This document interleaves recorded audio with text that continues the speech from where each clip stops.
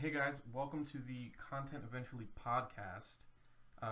This is a separate section of our channel where we're just going to talk about movies, games, anything relevant in the media. I'm joined here by Scotty, Hey, what's up, everybody? and today we're going to be talking about Batman vs Superman. What could go right? What could go wrong? Now I'm leaning more towards the wrong. Scotty's leaning more towards the right.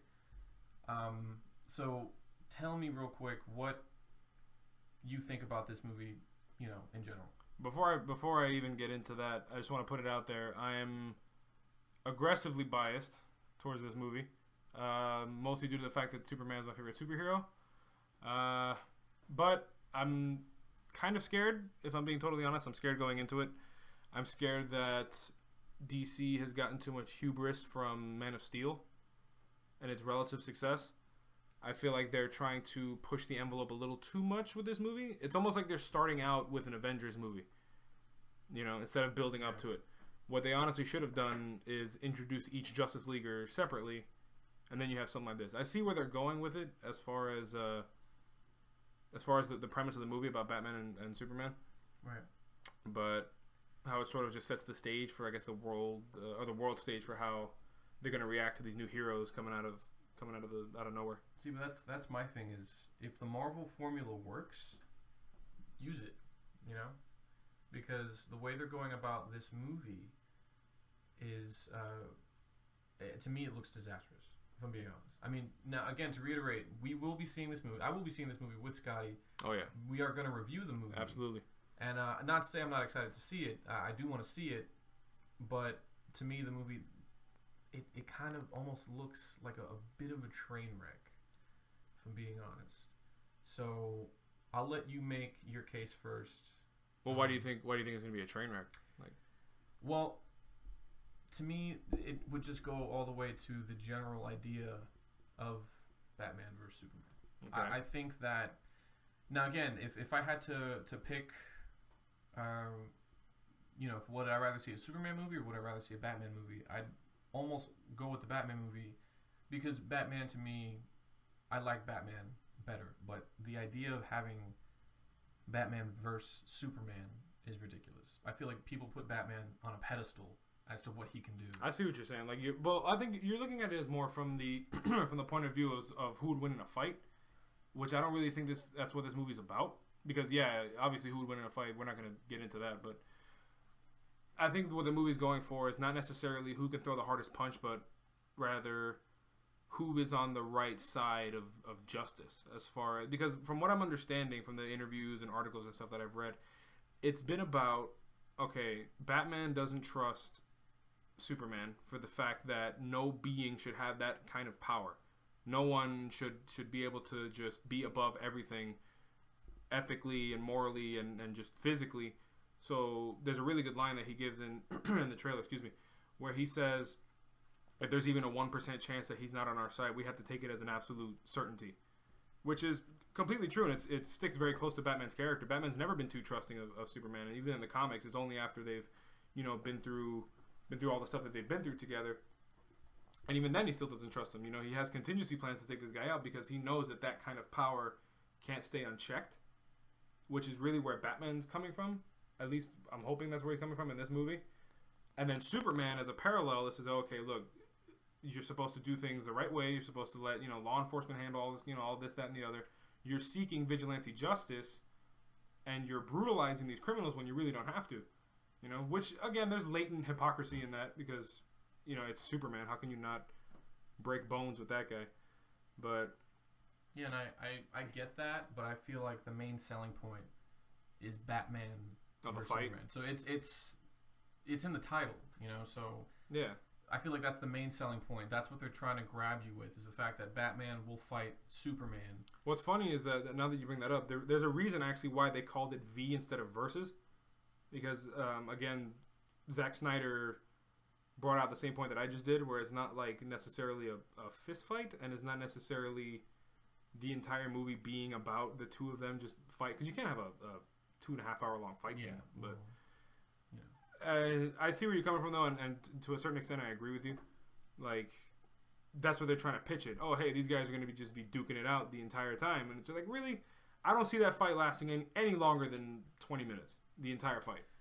I mean, maybe they have little run-ins here and there, but I think the actual fight, them battling, I could see that actually taking place like in the middle of the movie, the middle towards the end, because there's a few stuff that they show that I think some people overlooked, that this is going to lead into something a whole lot bigger.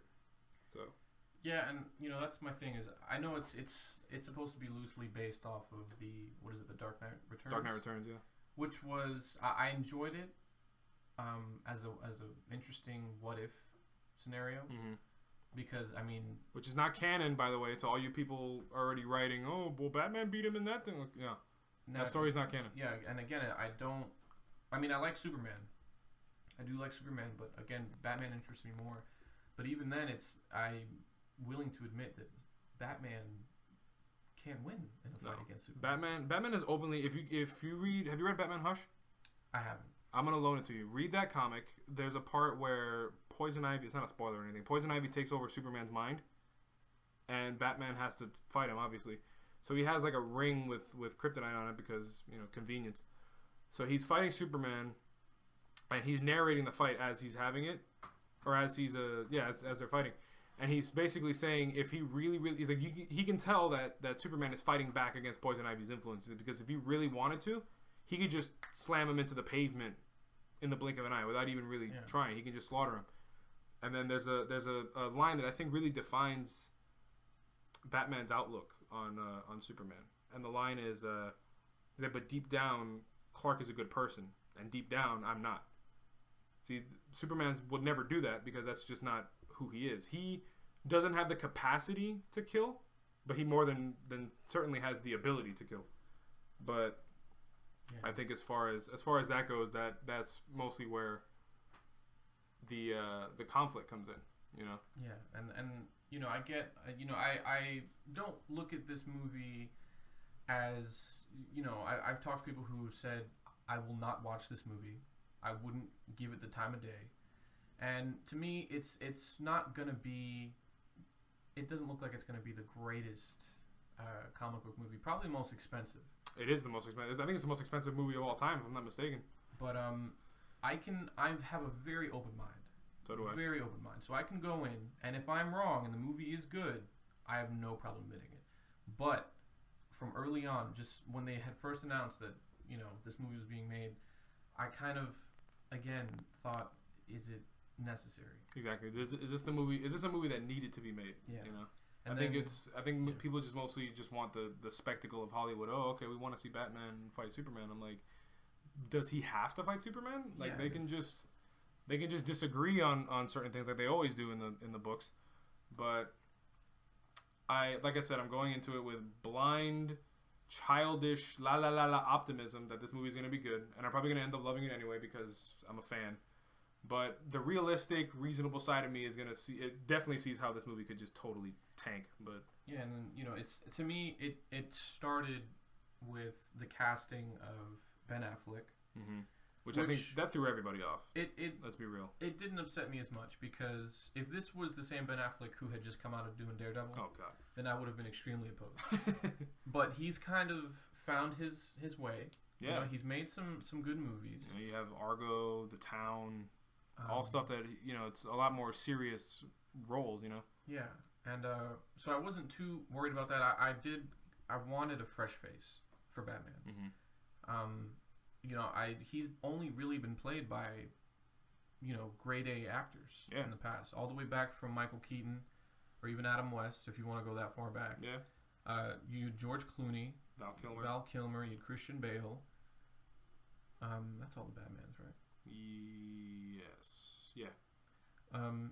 So I kind of wanted a fresh face, because even when Henry Cavill was cast as Superman, not a lot of people knew who he was. No, which is what I liked. Yeah. And it's like you get a no-name actor, so that way you're not automatically... First of all, you don't know what to expect, because you're not, he's just going to be how he was in this movie. Like, okay, I've never seen him. He was really only in, like, one big, like, blockbuster movie before that. I think it was, like, The Immortals or something like that. Yeah. Which didn't even end up doing that well. That tanked, and no one really even went to see that. Exactly. So no one really paid attention to who that guy was. That's why I said, who's playing Superman? The guy from The Immortals. Oh, okay, what the heck is that? Yeah. But But yeah, casting him as Batman was a little sketchy, but I wasn't as opposed to it. But then I had the real issues with Jesse Eisenberg. Yes. And even with Gal Gadot. Yeah, Gal Gadot. I think it's Gadot. Gal Gadot. Who I think she's gorgeous. That still upset me though. Yeah, she is. She's gorgeous, hot. But I never looked at her and said that's Wonder Woman. I can't. Yeah, it's she's always been the the Brazilian chick from Fast and the Furious, and it's like,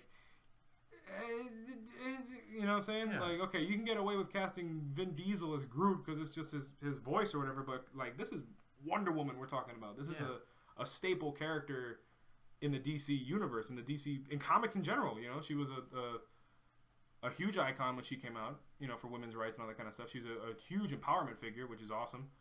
So you got to be careful with a character like that. I mean, Luthor you can play with because, he's like a staple, iconic comic book villain. Right. But he's one of those characters where he's just... Because it's not really the body, it's the mind. It's the mentality of, the self-made man. It's the mentality of the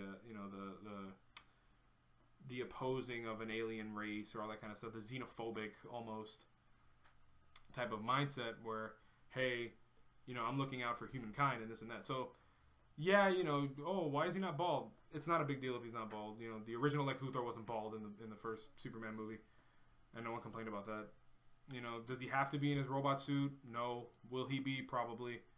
It's mostly about like I said, about the mindset. So, as far as the casting choice, you can play with that, but I mean, Jesse Eisenberg. I do like Jesse Eisenberg. I like Jesse Eisenberg and Gal Gadot. Yeah, but in certain roles. Like, you can't just have him. You can't toss him in whatever you feel like. Yeah, I would cast Jesse Eisenberg as Lex Luthor if it was a parody of Batman vs Superman. Right. He would do perfectly in that, but I didn't agree with it. To me, he is one of the more smart type. Yeah, he's more of like the smart aleck, like goofy, like high school guy who's just really sarcastic and doesn't take too much. Like he's not the mogul or the empowered, like just man's man that Lex Luthor really is. He's not the mastermind or this and that. The only movie that I can think of that he was in where he would have the chops, or rather where he had the chops to play a character that was similar to Lex Luthor, was The Social Network.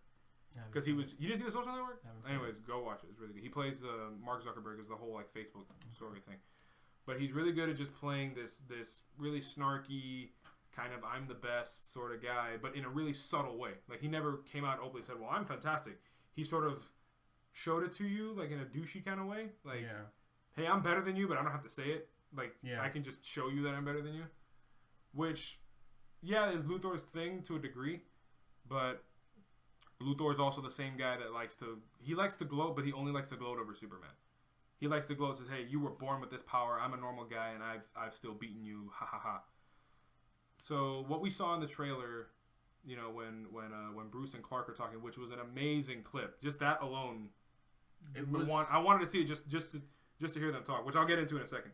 But seeing him come in, all like, "Oh, hey, hi boys, what's up?"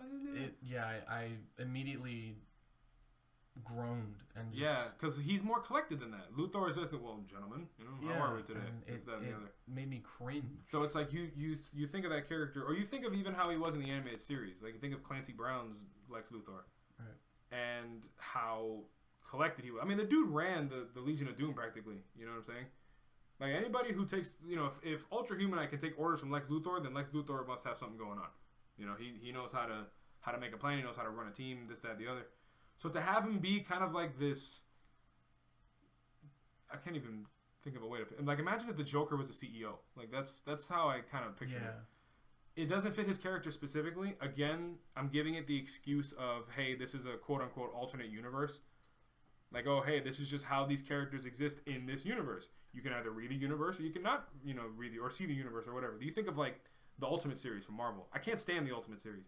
Right. I hate Ultimate Spider-Man just because of the directions that they took with the character. I don't hate Spider-Man as a character. I don't even hate those characters individually as characters. I hate how those characters exist in that universe. The fact that like I think Gwen Stacy becomes Carnage or something like that, or the fact that like Osborn is like some hulking Green Goblin with like freaking fire on him or something like that. I'm like, that's okay. That's stupid. I'm not gonna read that. But I'm not gonna stop reading a good Green Goblin story. You know what I mean? But like I said, that's the excuse I'm giving it as far as the direction they're going with Luthor. Again, Eisenberg wouldn't have been my first choice. Again, I honestly would have done this whole movie with just no name actors. At least, you know, with Man of Steel. Or maybe not with Man of Steel, because you can have... I didn't mind Amy Adams as Lois Lane. You know, she had the chops for it. She really acts well as Lois Lane. She doesn't look like her, but who cares? I like Lawrence Fishburne as Perry White. Again, Perry White's not a pivotal character, so who cares? So I think he was pretty good. But as far as the main stomach of the shows or the casting goes, that's how it should have. They should have just gone with no names. You know. Because you kind of want to bring in, maybe even younger characters, actors, to kind of bring in a new generation of, who will go on to play these characters, just like Christopher Reeves, started with Superman, and he did that for that generation. Mm-hmm. Now Henry Cavill's doing Superman for our generation. Yeah, exactly. So, but I didn't feel that this movie was necessary. Again, I disagree with the casting.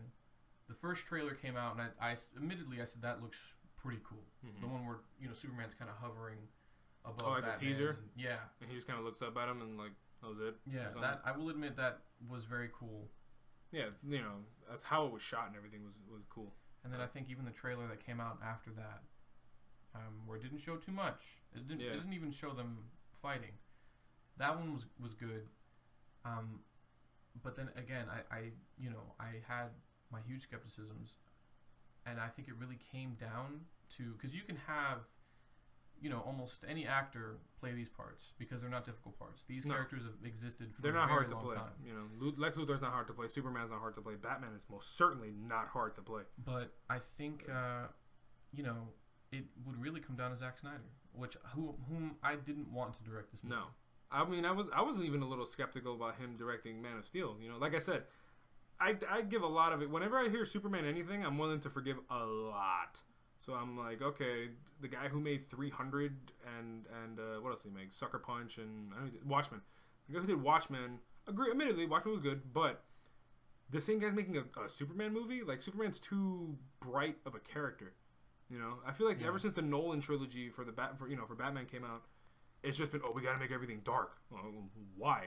Like, why does everything have to be so dark? Why does Superman have to be this like dark, foreboding character? Which admittedly he's not, but that's basically the point I'm trying to make. But I think Zack Snyder is trying to be, I guess, almost like the Joss Whedon of DC.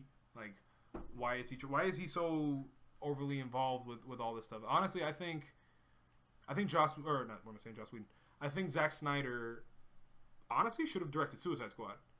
I think he would have been a really good choice for Suicide Squad, because Suicide Squad is just a darker story. It's pretty twisted, because it's like, hey, you get these criminals who are being forced onto a team to do the missions that no one else wants to do. Pretty dark. Yeah. And, he excels at that kind of stuff. But, I don't know. At least for Man of Steel, like I said, I really love Man of Steel. To me, Man of Steel, forgive me for saying this, I think Man of Steel was flawless. But, again, don't kill me. But he was not the guy to direct a movie like this. I wasn't too crazy about Man of Steel. I mainly due to Zack Snyder. Again, you had a stellar cast in that movie, Man of Steel. Mm-hmm. But again, I feel Zack Snyder's direction is he takes the glamour over the quality of the acting. Especially with who you pick. First of all, if you cast Michael Shannon as the villain, use him. Michael Shannon is use one of the him. most underrated actors. Seriously, he really is. And as soon as I heard that Zod was going to be the bad guy, I peed my pants. As a Superman fan, I'm like, yes, we're finally not getting Lex Luthor. Thank you, because we had to deal with it for Superman Returns, for that abomination, as well as Zod was in Superman 2, but I mean he was really just kind of like nightgown, flying around doing it. And it was an older time. I mean, you cast Russell Crowe, Kevin Costner, Diane Lane or Keaton? Diane Lane. Yeah. Amy Adams, Lawrence Fishburne, and then Henry Cavill did a good job as Superman. Oh, yeah. I didn't hate his Superman. I liked it a lot.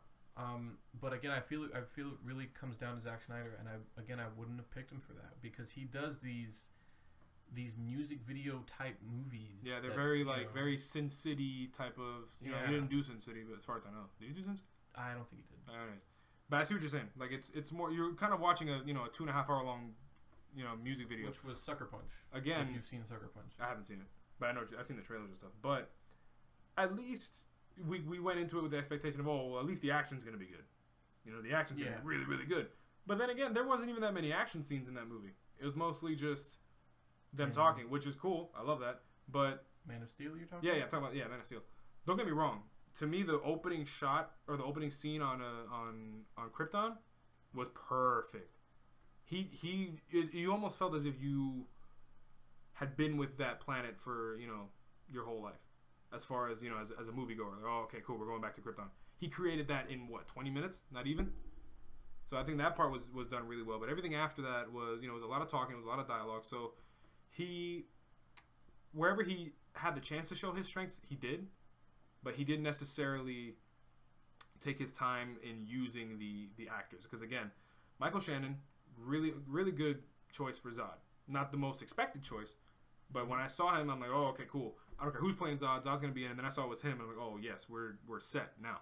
Because Zod is he's very monologue-y. He's very, I'm better than you. He's very, you don't deserve where you came from. He's very, you have to do what you have to do. This, that, and the other. Which he showed, and a lot of times he showed.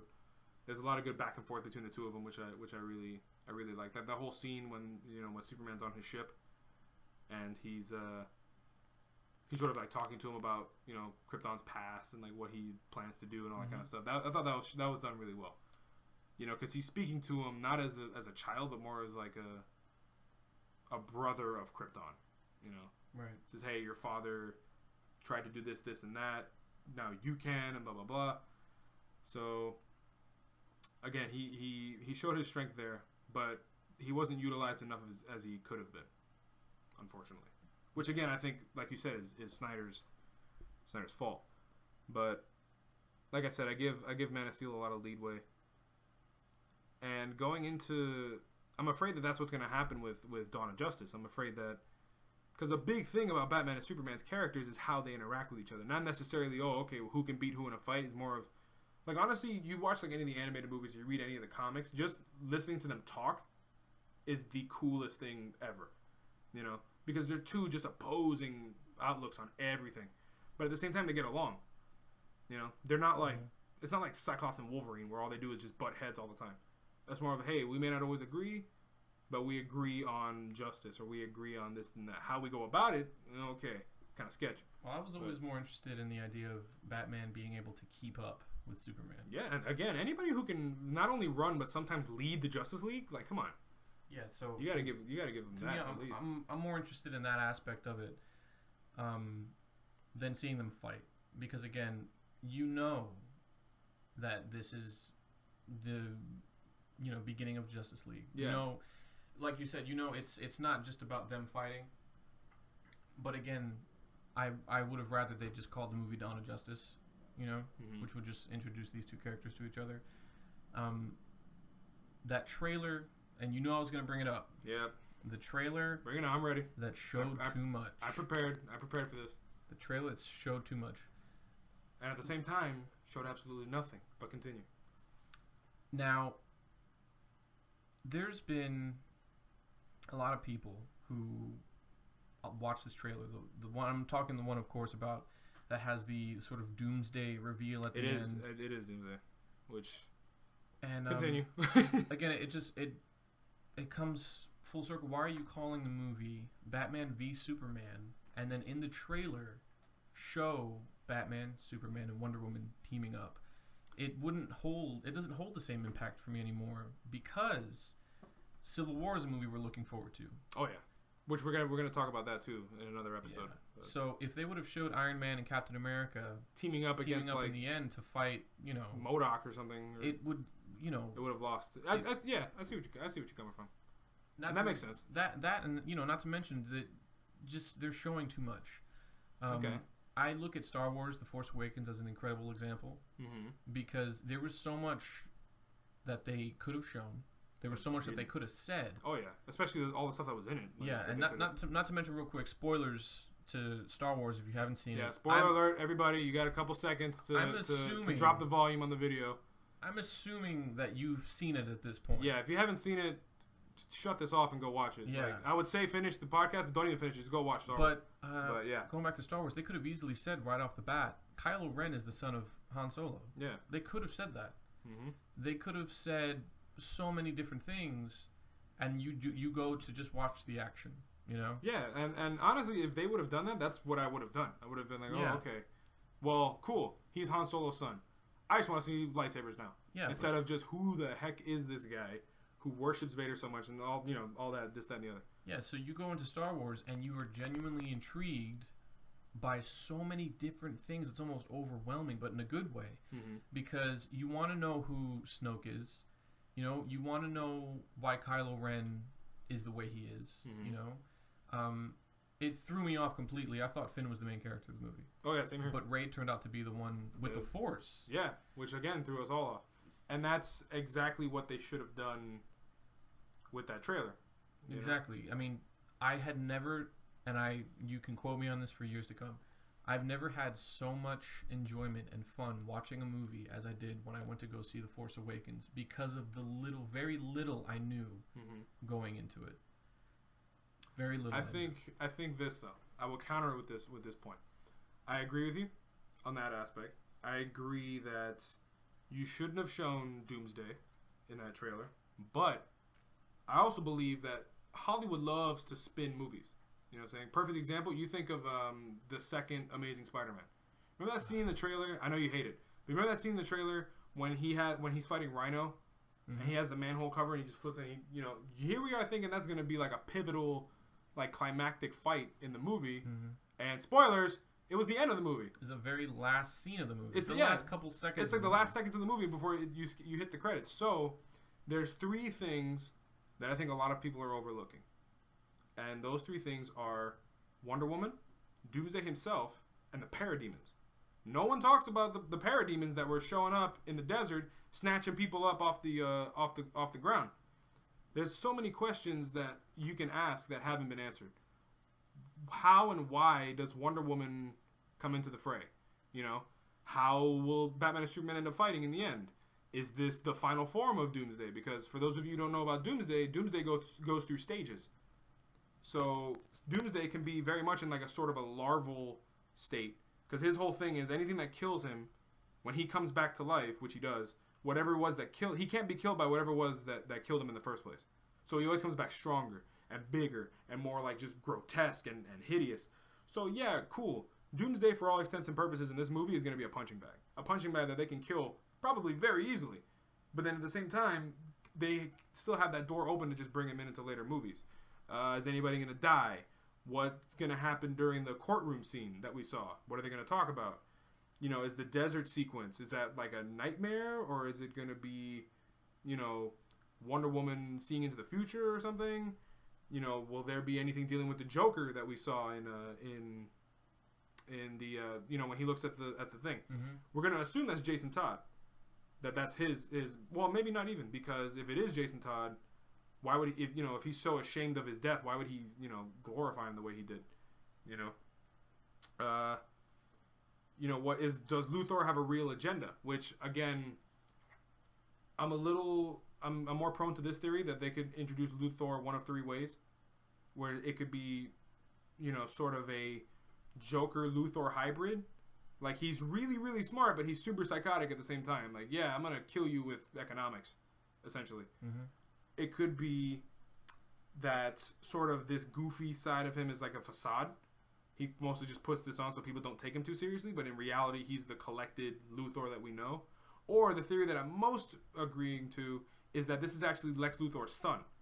It's like a young Luthor, which again, if they were to go that route, they can get away with doing that. Hey, my father was this, that, the other, That would be the best way to present him, but I believe it was him, Jesse Eisenberg, who flat out said that there is a scene in the movie where he does lose his hair, and he does go bald. So maybe he's trying to live up to his father's mantle, or who knows, maybe this even is the real, or maybe he doesn't know what he's in for just yet, and then once he, discovers Superman and all that kind of stuff, or once maybe something happens to him where he'll be like, oh, okay, I got to start taking this a little bit more seriously. and then he becomes, you know, the Lex Luthor that he needs to be. You know, you got, you know, they actually filmed scenes in New Mexico of Themyscira, which is, you know, Wonder Woman's, you know, home.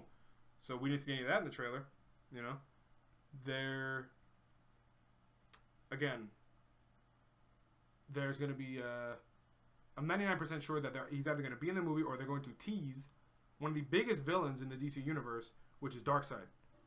Because again, Darkseid, his minions are the parademons, which we saw in that trailer, snatching up, you know, the Superman soldiers. First of all, how does Superman even get soldiers? Does he have like his own faction of followers? Does he have his own, you know, militia that just sort of blindly follow him?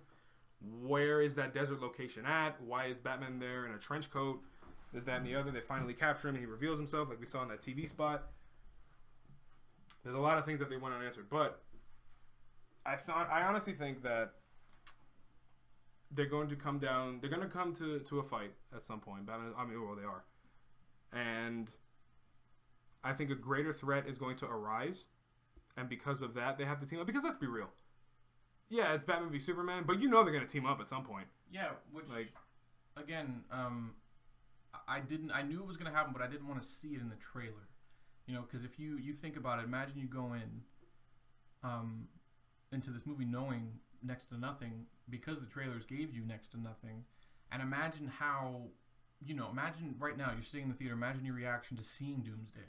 You know, just popping up out of nowhere. Popping up out of nowhere. No, I agree with you on that. I would have wanted him to be like a surprise character. Like, oh, okay, what's going on? What's going on? What's going on? Holy crap, it's Doomsday! Instead of just, oh, okay, when's the Doomsday fight coming? I feel like when you do that, you kind of rob the joy of the viewer. You know, I feel like I should pay for half a ticket because I feel I've seen. It's either that or that Doomsday is going to be a really small part of this. They're sort of using him as kind of like the pull. Oh crap, it's Doomsday. I can probably check this. I probably want to check this movie out, but how they went about it was wrong. But they could have been like, oh, okay, Doomsday is just some small piece and something a whole lot bigger going on, because DC has always been like that. Like, have you ever seen Young Justice? DC always does, you know, you think something's going on, a single thing is going on, and a single thing is a certain way, and you have 5 other things going on at the same time. That makes it so that what you think is going on isn't even what's going on. Like, it's all a lie or a facade or whatever. Again, which would almost, you know, beg the question. You look at movies like Spider-Man 3, which from the trailer you knew the movie was bloated. Mm-hmm. You look at Spider-Man, The Amazing Spider-Man 2, which again you look at the trailer, this movie looks insanely bloated. I'm pretty sure there are other examples I can't think of right now, but you look at this Batman vs Superman hype in general, and it looks bloated. And I guess my counter argument to your counter argument would be, the movie looks bloated as is, because not only do you have Batman, you know, and Superman going at it, you have Wonder Woman who's going to be in it, you have Doomsday, you have Lex Luthor, like you said, possibly Darkseid. Mm-hmm. I hope to God. I've heard rumors of Bizarro. Now I've heard rumors of Bizarro, and then you also have Ezra Miller who's playing the Flash. He's going to be in it, and then. I forget who you have playing Cyborg. Cyborg? I don't know. But then you have Jason Momoa as Aquaman, which, again, we haven't even seen these guys. And if they're willing to spend such a huge costume budget on Aquaman, just as an example, because they could just, okay, hey, here's Arthur Curry. Let's just introduce this guy named Arthur Curry.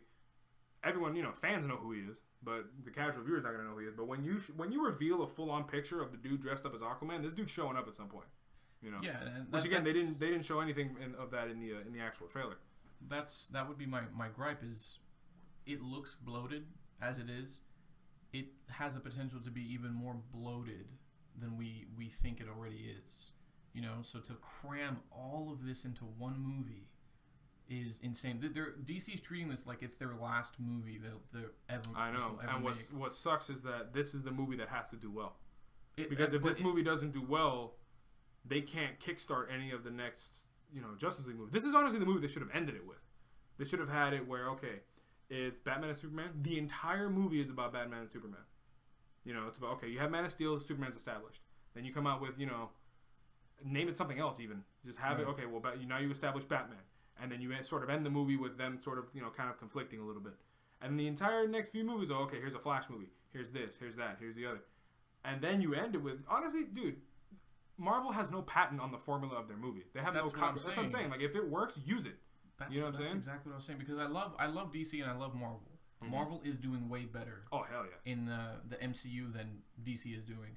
And from the looks of Batman vs. Superman, it looks like they're going to continue to dominate because this movie was so expensive to make, they won't make that money back. No. They were saying that the movie has to make $1 billion in order for people just to keep their jobs. So I'm like, that's bad. It's going to have to surpass Star Wars by that's not going to happen. And it's not going to happen. That's not going to happen. It's not going to happen. And I just, again, it's frustrating. I don't think they're going to make the movie or the money back. No. And already, I looked into it. There was advanced screenings, and Warner Brothers is worried. Yeah, they are very worried that they had to make a contingency plan, and now the movies that were going to be released, they're releasing it on a different schedule. They're releasing it all on different schedules. Like I know the next movie, if they're saying that if this one tanks, the next movie is going to be the solo Batman movie. Yeah. Instead of like the Justice League Part 1 or something. So, but I'm like, okay, cool. You're kind of playing it safe by keeping Batman there because people are gonna go see a Batman movie. Let's be real. Yeah. Because if nothing else, because you saw the most recent trailer when Batman just sort of like busts into the room and just takes everybody out. That's the trailer that they should have literally had that trailer and that is it. That one trailer and that is it. Because first of all, sweet. You immediately started with the fan favorite because it's Superman's movie, or rather it's the sequel to Man of Steel. Right. But no one's going to see it for. I'm going to see it for Superman, but no one else is going to see it for Superman. You know, 99% of the people are going to go see it for Batman. So when you started off with Alfred just talking to him, says, "Hey," being all gangster like Jeremy Irons is, which I agree with. That's the only casting decision I actually agree with. Jeremy Irons as Alfred was one of the smallest characters. Was the best choice. A good casting call. Scar is giving Batman, field advice. But anyways, it was done. It was shot well. It was done perfectly. You got Batman just whooping on people 10 times. And I'll be real. I'm gonna come out and say this because I've always stood by this argument. Chris Nolan cannot make a fight scene to save his life, as far as like a fist fight.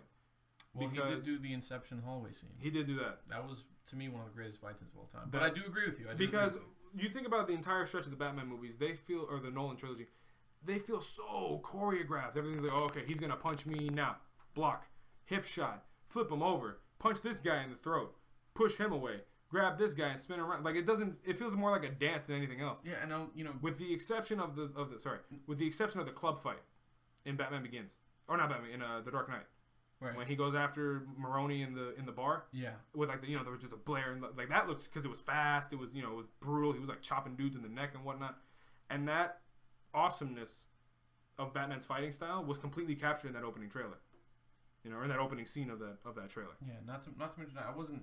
Yeah, I know I'm hating all over DC, but I do like DC. I love DC, but I wasn't even that big of a fan for the Christopher Nolan Batmans. I liked The Dark Knight. That's a whole other thing. But Christian Bale to me... We could talk for like 10 hours about Christian Bale to me wasn't the greatest Batman. He was maybe the coolest looking Batman. Yeah. So I kind of have faith that Ben Affleck will... Yeah, I wasn't immediately opposed to the idea of... Yeah, because this, that's the one thing I do appreciate about this movie is that it looks like it fleshes Batman's... character out more. Thank God, yeah, because they didn't have enough of that in the Nolan trilogy. So you really get to see what he's really thinking and how he feels about certain things. Which they showed that in the trailer too. It's a lot of him just thinking about things instead of just So where's Rachel? I do agree with that aspect of the movie, but again, even Warner Brothers themselves, they're worried about the movie. It hasn't been received well from advanced screenings. The two things that I did hear, believe it or not, that were positive was Ben Affleck does good as Batman. And Jesse Eisenberg does good as Lex Luthor. Really? So those are the two only positive things. I heard Henry Cavill's a little stiff in the movie. But again, these are early opinions of the movie. Obviously, we're still going to go see it because we love comic book everything. Anything comic books related, superheroes related, we go see it. But do I think this movie will do good financially? I don't think so. I think Deadpool will be the number one so far this year until Civil War comes out. I don't think it'll do good financially. What are you thinking financial wise? Financially, I don't think it's gonna do. It's not gonna do good solely because they spent so much money on it. Like if they would have kept to a smaller budget, then it would have done well. But you spent what, like $500 million, close to $1 billion on this movie? Like, come on, how much? What's gonna be in it that you need to spend that kind of money? Exactly, and my thing is more than half the movie is gonna be CG. Oh yeah, CGI. Oh yeah.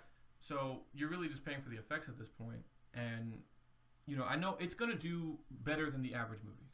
It's gonna do better than the average movie. It's a superhero spectacle, But I really feel like it's gonna be, because I know people who are so incredibly hyped for this movie, and as time goes on, we get closer to it, they're less and less hyped to the point where most of them won't see it. In all honesty, that's me to a degree. When they announced it, I'm like, oh balls, I'm gonna go watch the crap out of this movie. But you're right. As time has moved on, I'm kind of like, okay, I'm gonna see it, but I'm less not excited because I'm still excited, right. But I'm more cautious about it. Let me put it that way. I'm more like, oh, okay, well, I'm gonna go in here, but I'm gonna go in here with with a grain of salt and check this movie out and this, that, and the other. But like I said, I'm also going into it with the expectation of I just want to see him fight. Yeah, I just want to see him fight. I just want to see some sick action. If someone came up to me right now and said, "Do you want to go see Batman vs Superman?" I'd say, "Of course." Yeah, let's go watch it right now. Let's go watch it. But because you can talk about plot points and all that kind of stuff, and until you're blue in the face. But a lot of times you got to go into a movie with the right expectations. You got to go into a movie with you're not going to be expecting an Oscar performance from any of these characters. No, I'm not. It's just like it's whether you hate the Marvel movies or not, their formulas is perfect. Perfect. There is a Marvel movie for everyone. If you like space adventures, you have Guardians. If you like political thrillers, you have Captain America. If you like like gladiator style, type of movies, you have the Thor franchise. If you're more of like a tech person, you're like, you have Iron Man. There's so much. You're right. Yeah. There's so many avenues you can go down, and it suits everybody. And they're all kid friendly. They're all family oriented. You can, but like no little kid is gonna be nipping at the heels of this Batman Superman movie because it's a little too political. A little too dark. It doesn't honestly look like it is for children. No, it get the PG-13 rating, but I can see most kids just being lost. bored until Batman and Superman fight. Why are they talking in this courtroom? Now we as adults, I'm really looking forward to that scene in particular. Oh yeah, well I'm looking forward to all of it, but again, but it's like it's harder to sell, so it won't make as much. Yeah. And don't get me wrong, Civil War it is super political. That's what the entire movie's about. Mm-hmm. It's not necessarily about, they're not just fighting for fighting's sake. They're fighting because of these ethical and political ideals that they're trying to stick to or enforce. But that's a drop in the bucket as far as all the other Marvel movies are concerned. Yeah. And the Marvel movies are close enough, or they found a good balance. Perfect example to me is the second Captain America, which I'll still say to this day is my favorite Marvel movie, is the second Captain America. Because ultra political, a pivotal moment in the MCU, because we see S.H.I.E.L.D. being done away with and dismantled, and it's still kept up with the action. It still entertained you, and it's still kept up with the Marvel spectacle that they're known for. Just the first 10 minutes is just Captain America fighting people on a boat. Mm-hmm. When in reality, what's really going on is them finding like this entire like scheme that's been going on, but. Yeah, they like I said, that formula works for them. DC, I feel like DC is just. I feel like their whole underlying message is, hey, take us seriously. Take our movies seriously. Take our ideas seriously. Again, which you shouldn't have to do. That. Yeah, again, it's we've only had, with the exception of the earlier Batman movies, which were silly. Most of them were pretty silly. Well, Batman was a sillier character for the most part. It's you don't get that same sort of Guardians of the Galaxy type humor, or you don't get that with DC, and that doesn't hurt to have. Maybe for this particular movie you need a serious tone, but it doesn't have to be that heavy. Yeah, exactly. Because it's too heavy. It's too. At the end of the day, they're still comic book characters. They're superheroes. Yeah, it's still like, oh, you're gonna bleed, or oh, the Batman's dead, bury it. I'm like, okay, cool, but. Take it easy. Because even Guardians of the Galaxy was, it was pretty dark. That dude was trying to wipe out an entire planet.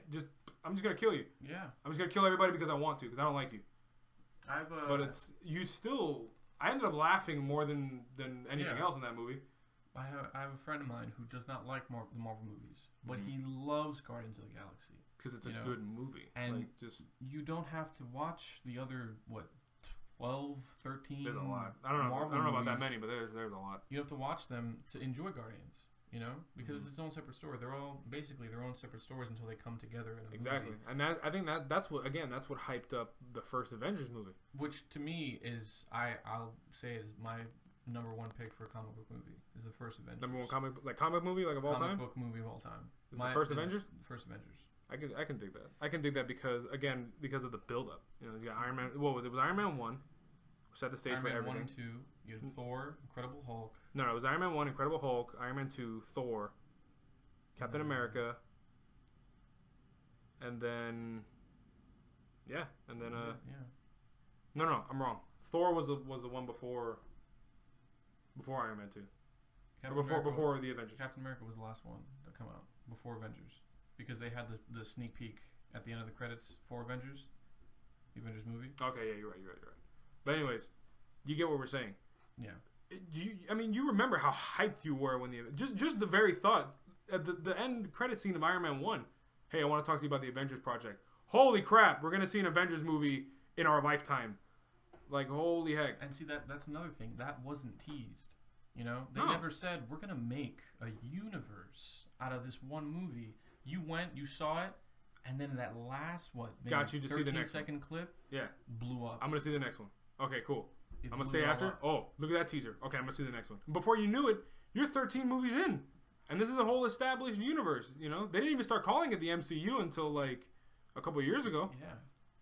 So, my thing is, DC just needs to really... Pump the brakes. Yeah, pump the brakes. More than anything else. Chalk this one up to an oops. And... That's the problem is they can't afford to. They financially can't afford to chalk this up to an oops. You know what you chalk up to an oops? The first Punisher. That's what you chalk up to an oops. Or Iron Man 3. You chalk Iron Man 3 up to an oops. I feel like I'm the only one who semi-enjoyed Iron Man 3. I didn't like Iron Man 3. It was... I just love Robert Downey Jr. The little short that came out afterwards where it's like that interview with the quote-unquote the Mandarin. Yeah. That was cool. I think that kind of redeemed the whole movie. Yeah. But I don't know. I feel like they kind of got into there were things that I didn't like about it, but they got into their own heads about it. But anyways, again, whoops, bump in the road. It wasn't as good as our other ones, but yeah. So, I think to you have any closing statements? Closing statements. Oh God, I'm getting sick of defending Superman to comic book naysayers. I'm not too big on Superman, but I do appreciate his sort of righteousness and his justice. That's why again I've gotten so much crap and so much heat from people. Because if I'm making small talk with somebody, okay, hey, who's your favorite superhero? Okay, Spider-Man. I don't ask why, or I ask why, but I don't assume, oh, you like Spider-Man because he's the generic Marvel hero. Like, okay, I'm willing to hear you out and hear what you have to say, but the moment I say Superman, or the moment anybody says Superman, you already know what's going to come out of that person's mouth. Yeah. It's just immediate disdain and immediate just, oh, you know nothing about comic books. And it's like, oh, you only like him because he's overpowered. I'm like, I'm not going to get into that because that's a whole... I can talk for another 2 hours about that. And we probably will at some point. Yeah. But the point is, my childhood, my fierce childhood bias is going to watch and probably love this movie unless it... The only way I can not like this movie is if it does as bad as Green Lantern did. And I went into Green Lantern right as I was starting to read Green Lantern. So I'm like, oh yeah, it's gonna be, yeah. I was willing to forgive a lot. First time around, I'm like, it was okay. And then the reason started setting in, and I'm like, no, I can't keep up this facade of me. Like this movie sucked. Being honest, I didn't even finish it. Yeah, it sucked. It was on TV, and I just couldn't finish watching it. The only good part of that movie, literally, was just Mark Strong's performance as Sinestro. But it wasn't enough. But I blame the writing and I blame the directing for that. But that's a whole other thing. That to me is the only way. It has to be that bad. That's the only way I can't or I can't at least give a pass to Dawn of Justice. And I don't think it's gonna be that bad. I think it's gonna be entertaining to a certain level, but it won't be great. No, That's it's not my going to be argument. like the Age of Ultron of DC or something like that. Not that Age of Ultron was a masterpiece, but No, it wasn't. it's not going to be that big, you know. Because we were hyped for Age of Ultron. Age of Ultron I was. The Age of second Ultron. Avengers movie, everyone was hype, and Mhm. you know. And I'll Ultron agree. as a villain, like that was a really good choice. You know, and I'll agree. It wasn't great, but I enjoyed watching it. Yeah, You know. it was just movie fun. Yeah. It was movie fun, which is in reality that's all we really go to the movies for, is to Yeah. have fun watching these movies. But then I guess my closing argument would be, closing statement would be, I want to like this movie. I Mhm. love these characters. I've always loved these characters. I feel like it is a train wreck. I'm hoping that it doesn't end up to be just a bloated mess with just, things all over the place. And Yeah. but we're gonna see it. We're actually gonna go watch it. We're gonna bring you guys a review, an extensive review, from the Superman master himself. Mm-hmm. Scotty. Right here. The movie comes out, I think, March 25th, yeah. 25th, March 25th. So if you guys are gonna go see it, go check it out, and then we'll all share. When the review comes out, you can definitely we're gonna have a discussion about it. Go ahead and feel free to post your comments there, or even on this, for this one right here. Mhm. We'd We'll love also to hear you have guys' thoughts about everything and anything you're looking forward to, anything you're afraid of. We're definitely afraid of a whole lot, but We're also gonna be having a review of the brand new Daredevil season 2. I have yet to see the first season. I still haven't seen Daredevil. Everything that you said during this whole video has just become It's moot. invalid. It's just null and Yeah. void because I haven't seen Daredevil. Invalid. No, I'm gonna watch it though. Honestly, I'm gonna watch it just because I need to watch it. Like I have to. Well, what we're planning Be on able to doing give a is we're contribute. gonna binge watch. It comes out on a Friday. We're gonna binge watch it through the whole weekend. What, season 2? Yeah, Okay. and we're just gonna get junk food. Okay. So you best watch the first season. So Yeah, you but- come and binge party. I gotta with watch us. that, and I gotta watch Jessica Jones too.